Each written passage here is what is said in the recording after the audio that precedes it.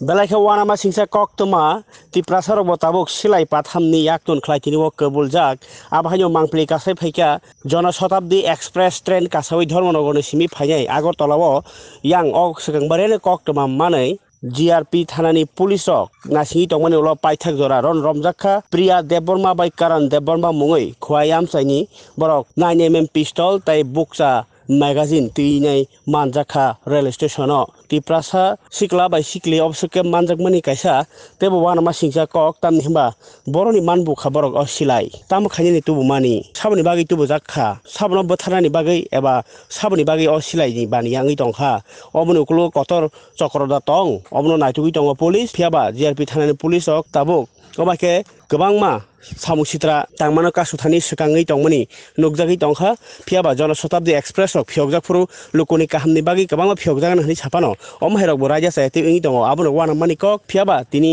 tiprasa khoroni bisingo omhai silai pathamni baniya nugui tebo borok malang chalajak wana mo klaijak lukurok কি বলবেন?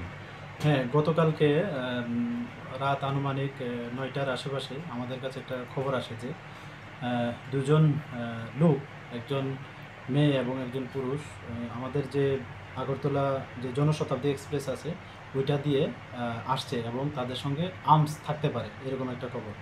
তো সোর্সের যে confidence আমাদেরও মানে এটা সত্যি মনে হলো। তারপর আমরা জিআরপি থানার পুলিশ অফিসার স্টাফ যারাই আছে এবং আমাদের যারা গোয়েন্দা বিভাগে আছেন, আমরা সবাই মিলে সবগুলা যে প্ল্যাটফর্ম আছে আমাদের আগরতলা রেল স্টেশনে 1 নম্বর 2 নম্বর 3 নম্বর সবগুলাতেই বেসিক্যালি ওই মানে এই যে জনশতাব্দী ট্রেনটা এটা 3 নম্বর প্ল্যাটফর্মে আসার কথা। তারপরে আমরা সর্বত্র ছুটিয়ে ছুটিয়ে পড়ি যেখান থেকে মানে মানুষ বা প্যাসেঞ্জার যারা রেল স্টেশন থেকে এক্সিট হয় এই সব এক্সিট পয়েন্টগুলো আমরা চক আউট করে আমরা সাদা পোশাকে আমরা সবাই অ্যাম্বুশ পেশে বসে আছি। তার সেম যখন রাত প্রায় আনুমানিক 10:30টার সময় সেই জনশতাব্দী ট্রেনটা এসে পৌঁছলো 3 নম্বর প্ল্যাটফর্মে, তখন আমরা অবজার্ভ করলাম যে দুটা মানে একটা মেয়ে এবং একটা ছেলে খুব স্পিডে যে ফ্লাইওভার আছে ওদিকে যাওয়ার চেষ্টা করছে। তো তাদের যে স্পিড প্লাস তাদের যে বডি ল্যাঙ্গুয়েজ দেখে আমাদের সন্দেহ হয় যে